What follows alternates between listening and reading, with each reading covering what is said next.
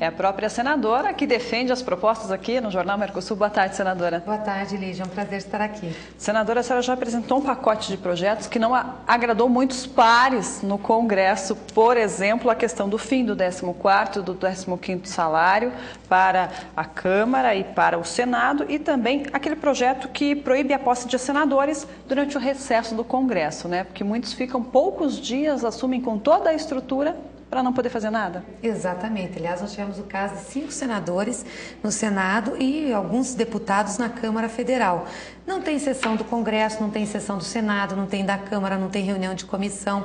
Então, o senador é empossado e ele ganha toda a estrutura, as verbas, inclusive ganha um plano de saúde que, mesmo ele tendo ficado apenas um mês, fica vitalício. Então, nós achamos que isso não é certo. Além de, acaba até atrapalhando a dinâmica da casa. Eu, por exemplo, para assumir o meu gabinete, eu tive que esperar até às 18h30 do dia 31, porque o suplente da senadora Ideli Salvati estava lá dentro.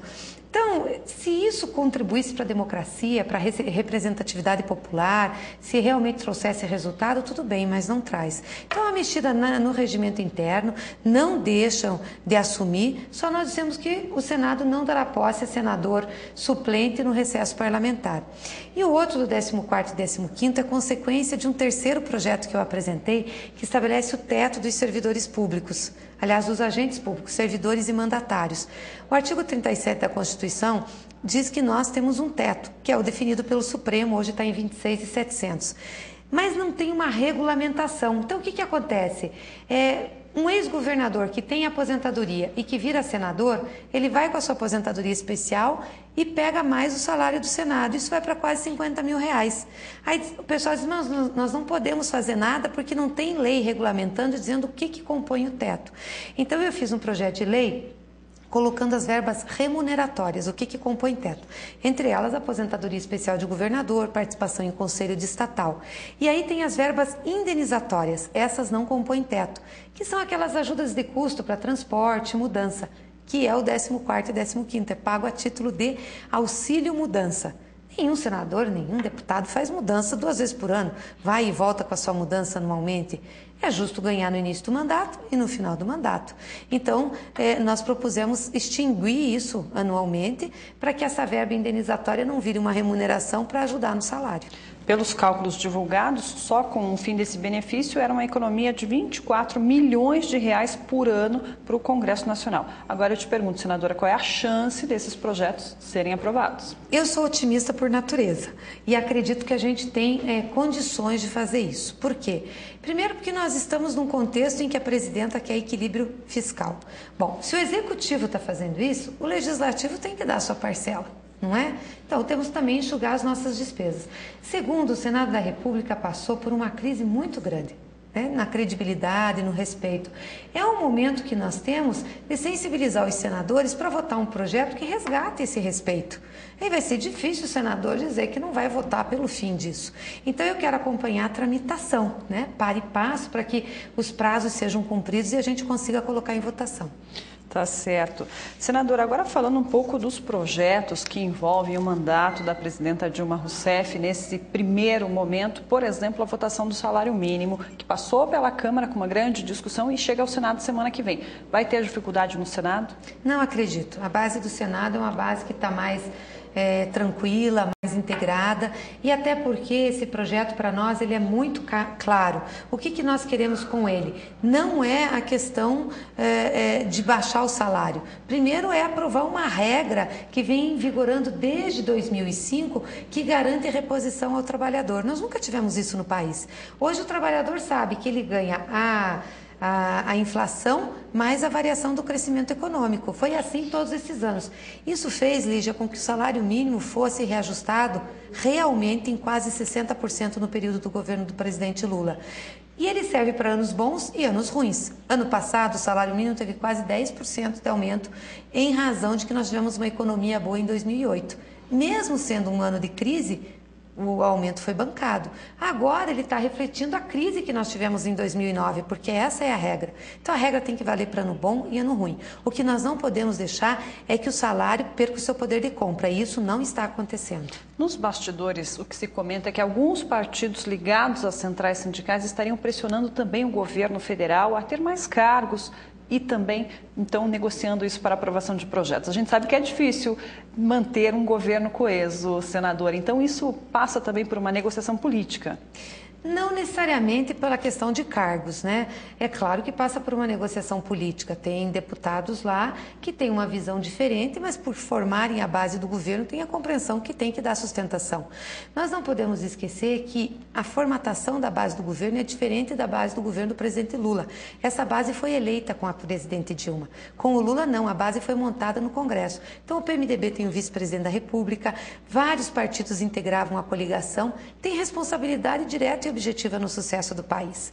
Então, essa história de ter que negociar cargo, negociar verba, isso não é o preponderante nesse contexto. Poderia até ser no contexto passado, por conta que os partidos não integraram a coligação. Agora não, eles integraram. O PMDB tem o vice-presidente da República, governa junto o país. Foi a preocupação de vocês durante a campanha, até para eleger o maior número de representantes nas coligações. A gente lembra bem dessa situação. Exatamente.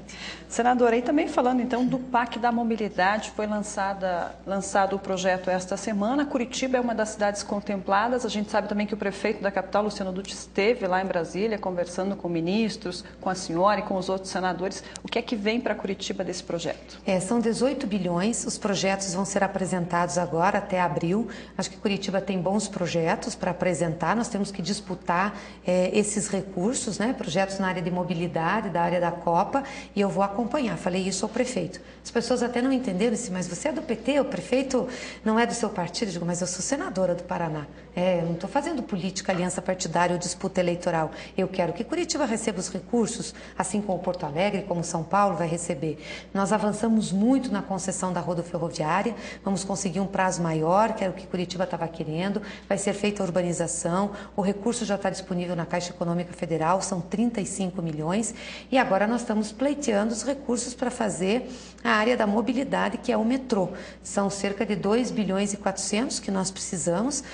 O projeto tem que ser apresentado, penso que nós vamos ter que fazer algumas audiências, discutir bastante aqui, discutir com os nossos deputados federais. Nós temos vários deputados que estão juntos nessa luta, né, como é o caso do deputado Ratinho. Então, eu acredito que se nós somarmos os esforços, nós vamos conseguir trazer esse recurso para Curitiba. A gente tem toda a chance. E o que nós estamos fazendo é isso, Lígia, articular bastante e nos unir, não é? Porque se nós nos unir, eu tenho certeza que a gente consegue. Senadora, é uma visão diferente. A gente sabe que na política tem as diferenças partidárias e as posições, porque na campanha vocês foram oposição, o prefeito de Curitiba, o atual governador Beto Richa do PSDB. Mas é uma visão, então, que privilegia o Paraná. Sempre no discurso é dito isso, mas na prática é que é diferente, né? Não, eu quis já mostrar que a minha prática vai ser igual ao meu discurso. Isso não quer dizer que a gente não tenha divergências com o prefeito Luciano Dutti. Nós temos a nossa bancada na Câmara de Vereadores, tem críticas, né? O vereador Pedro Paulo é um vereador muito crítico e eu acho que tá na razão, ele tem que fazer as críticas, tem que chamar, tem que mostrar os problemas, porque isso faz com que a prefeitura também olhe os problemas que estão acontecendo. Nós não queremos dizer amém, né? Nós somos também o olho da sociedade. Agora, isso não tem justificativa quando nós estamos pleiteando um recurso em Brasília, né? Temos tudo para trazer esse recurso, aí a gente, por questão de disputa política, vai impedir. Quem vai sofrer é a população. Eu quero que Curitiba tenha metrô, eu quero que Curitiba tenha área da rodoviária urbanizada. Nós fomos acertar lá, foi muito legal também com a NTT, que é a Agência Nacional de Transportes, a duplicação da BR-116 até Fazenda Rio Grande. Já assinamos um convênio do viaduto de passagem ali no Ceasa. E dia 28, fora essa segunda na outra, nós vamos ter uma audiência aqui marcada já com a Prefeitura, Governo do Estado, a Agência de Transportes, o DENIT, para acertar o cronograma, e a OHL, que é a concessionária, acertar o cronograma para esse ano iniciar as obras da duplicação.